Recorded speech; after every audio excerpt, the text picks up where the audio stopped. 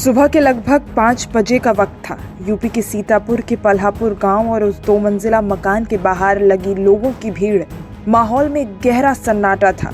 लोगों के चेहरे पर एक अजीब सी दहशत थी। तभी अचानक पुलिस की गाड़ियों का सायरन बजने लगता है। भीड़ के बीच एक हलचल होती है और ये गाड़ियां उसी मकान के सामने आकर ठहर जाती है। खाकी वर्दी वाले धड़ाधड़ गाड़ियों से उतरकर घर की तरफ दौड़ते हैं, लेकिन दरवाजे पर पहुंचते ही पुलिस वालों के पैर थम जाते हैं।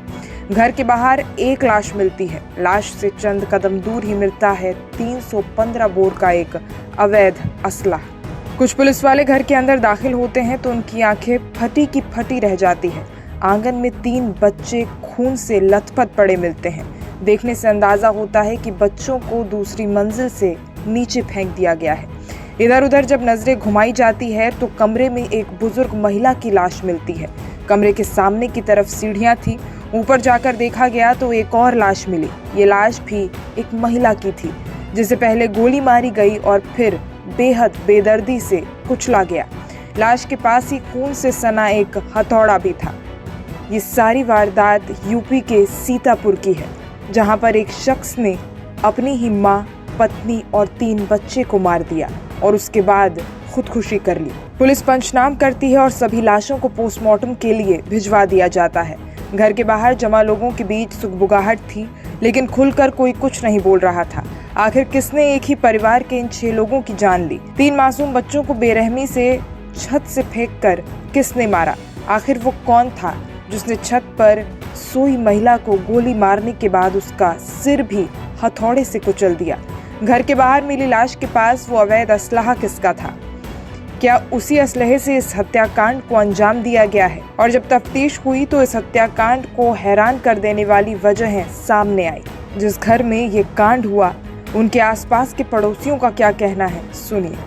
इस घटना को आप कितने बजे जान पाए? ये सुबह हम लोग 5:30 बजे सो के जगह देखे, रोने चिल्लाने की आवाज़ें आ रही थी अंदर से उनके। तो यहाँ गेट में ताला पड़ा हुआ था। ताला खुला तो हम लोग देखे तो 2 बच्चे तड़प रहे थे। एक बड़ी बिटिया उनकी और एक छोटा लड़का, वो तड़प रहे थे। तो उनको उठा के गाड़ी में डाला गया और वो एक गाड़ी और उनके परिवार के लोग 2 लोग उसी में बैठ के लेके गए। और यहाँ फिर अंदर जब लोग गए तो सब खून से लथपथ लाशें पड़ी हुई थी। अच्छा, लाशें कहाँ थी? पिंकू की लाश कहाँ थी? पिंकू की लाश घर से जब गैलरी जाएंगे तो दाहिने बाएं हाथ पड़े और उनकी मम्मी, पिंकू की दाहिने हाथ और मम्मी की बाएं हाथ। अच्छा, कमरे में। पत्नी के सबसे ऊपर छत पर। हाँ, एक चारपाई पर पड़ी थी। और 2 बच्चे बाहर थे? 3 बच्चे बाहर। 3 बच्चे बाहर थे? तीनों बच्चे बाहर। अच्छा, बच्चों की सांसें चल रही थी? 2 बच्चों की सांसें चल रही थी। एक बच्चा मर चुका था? एक बच्चा अहमदाबाद में एक्सपायर हुआ, एक लखनऊ को नहीं पहुंच पाया। अच्छा, ये अनुराग जो है, इनके सांस चल रही थी? नहीं, ये तो कुछ नहीं, ये सब बिल्कुल ठंडे हो चुके थे। अच्छा, खून एकदम तुरंत का ताजा था कि? नहीं, खून का जो रिसाव था वो दूर तक बहा हुआ था। तो उस समय बह रहा था? जब उस समय तो नहीं, लेकिन हाँ ये जरूर था कि वो खून जमा नहीं था उस समय तक खून जमा नहीं था। ये परिवार था अनुराग सिंह का, जिसकी लाश पुलिस को घर के बाहर मिली। उसने ही गोली मारकर अपनी मां और पत्नी की जान ली थी। 3 बच्चों को भी उसी ने छत से फेंक कर मारा। गांव वालों से पूछताछ हुई तो इस हत्याकांड की कहानी सुनकर पुलिस के आला अधिकारी भी चौंक गए। घर में किसी तरह की कोई आर्थिक समस्या नहीं थी। अनुराग सिंह के पास 100 बीघा का खेत था। पत्नी लखनऊ में एक इंश्योरेंस कंपनी में अच्छी नौकरी करती थी। 3 बच्चों के साथ हंसता खेलता परिवार था। पिता का निधन हो चुका था और मां अनुराग के साथ ही रहा करती थी। तो फिर अनुराग ने ऐसा क्यों किया? गांव वालों की माने तो पिछले 3 महीनों से अनुराग को शराब की लत लग गई थी। शराब की वजह से उसने खेती पर ध्यान देना भी छोड़ दिया। वो हर दिन शराब पीकर आता और किसी न किसी बात को लेकर झगड़ा करने लगता था। शराब की वजह से ही उसका स्वभाव काफी उग्र होने लग गया था। पत्नी और मां ने उनसे शराब छोड़ने को कहा, लेकिन जब उसने दोनों की बात नहीं मानी तो वो उन्हें नशा मुक्ति केंद्र लेकर गए। इस बात से अनुराग काफी नाराज हुआ। उसे लगा था कि अगर वो नशा मुक्ति केंद्र में भर्ती हुआ तो गांव वाले क्या सोचेंगे, उसकी बदनामी होगी।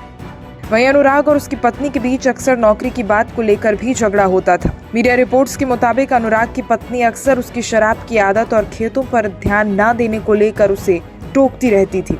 उसकी पत्नी कहती थी कि आखिर कब तक वो इस तरह नौकरी करती रहेगी, उसे खेतों की तरफ ध्यान देना चाहिए। अगर वो इसी तरह शराब के नशे में डूबा रहा तो बच्चों के भविष्य का क्या होगा? गांव वालों से बातचीत करने के बाद और उनसे जानकारी लेने के बाद यही पता लगा कि अनुराग सिंह काफी नशे में रहता था। और कई ऐसे पहलू निकलकर सामने आए हैं जिससे वो अपने परिवार वालों की जान ले सकता है। पुलिस वालों का कहना है कि तफ्तीश जारी है, आगे जो भी मामला सामने आएगा उसे जरूर रखा जाएगा।